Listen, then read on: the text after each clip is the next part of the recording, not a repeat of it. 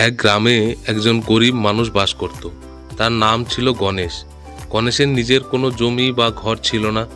গণেশ অন্যের বাড়িতে কাজ করত আর যা পেত তাই দিয়ে তাদের সংসার চালাতো।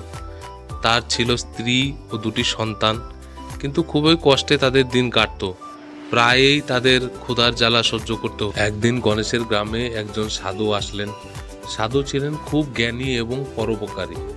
গ্রামে গ্রামে ঘুরে ঘুরে মানুষের দুঃখ দুর্দশার কথা শুনতেন এবং তাদের সাহায্য করতেন। গণেশ একদিন সেই সাধুর কাছে গেল এবং তার অভাব অনটনের কথা বলল।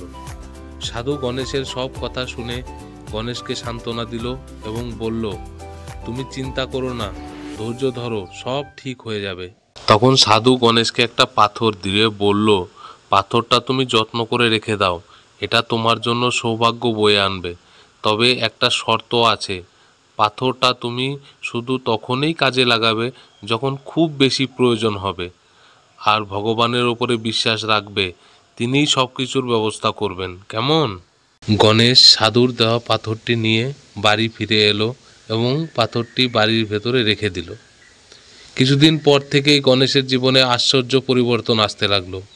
সে যেখানেই কাজ করতে যায় সেখানেই তাকে ভালো মজুরি দেওয়া হতো। ধীরে ধীরে তার আর্থিক অবস্থার উন্নতি হতে লাগলো।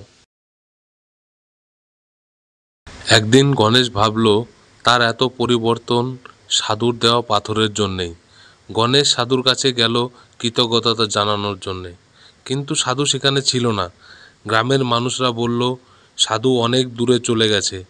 তখন গণেশ একটু ভেবে চিনতে বুঝতে পারল যে পাথরের চেয়ে তার নিজের বিশ্বাস, পরিশ্রম ও ভগবানের আশীর্বাদই তার জীবনের পরিবর্তন এনে দিয়েছে।